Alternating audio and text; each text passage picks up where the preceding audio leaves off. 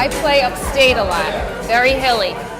So I wanted to ask you if I'm playing uphill, downhill, or on the side, what should I be doing as far as getting the ball? Right. It's not like the driving range, right, where it's flat. Right. I played that course, and you have to be a billy goat to play that course. Right. So I think one thing you should always remember with side hill lies is that the ball is going to spin down the hill. Okay. So think about a side hill lie. This is a side hill lie. I'm shooting this way. Right. Okay. If the ball is above my feet, the ball is always going to spin down the hill. Okay. So I need to aim to, if I'm right-handed, I need to always aim up the hill. So I aim to the right of the target. If the ball is below my feet, I'm standing here and this is the ball, the ball is going to spin down the hill again. So I need to aim to the left of the hole.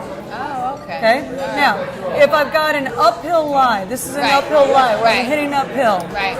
It's going to take a little bit of the momentum off the ball, and also the ball is going to probably end up coming up a little short because the green is elevated, so it doesn't have so much time to land. Right. So it's almost catching the flight a little bit early. Right. Depending on the pitch of the hill, I want you to take either 1, 2, maybe 3 extra clubs. Oh, okay. So what I mean by that is if I have a gradual uphill lie where the green is just a little bit above, I'm going to take maybe 1 extra club, meaning if I were going to hit a 6-iron off of a flat lie to a green that's at the same level, I would now take a 5-iron. On your course, you're going to be taking 2 or 3 extra clubs because those hills are so steep. Right. So if you were going to hit a 6-iron normally from a flat lie, now you're going to take a 4-iron or your hybrid or something that's would be the equivalent of two like more. Like a 4 hybrid or something. Exactly. Like that. Okay. If I'm going downhill, I take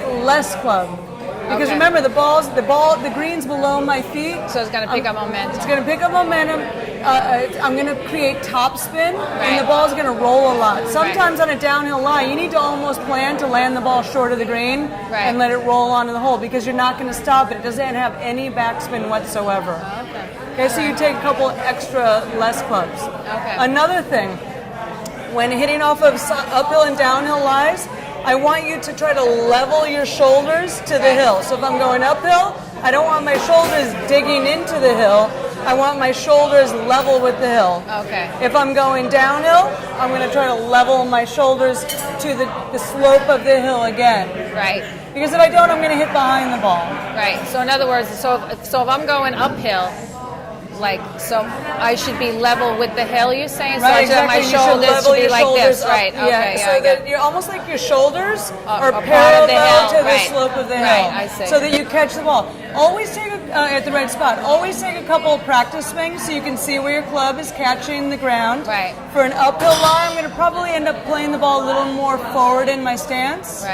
For a downhill lie, I'm probably going to play the ball a little back in my stance.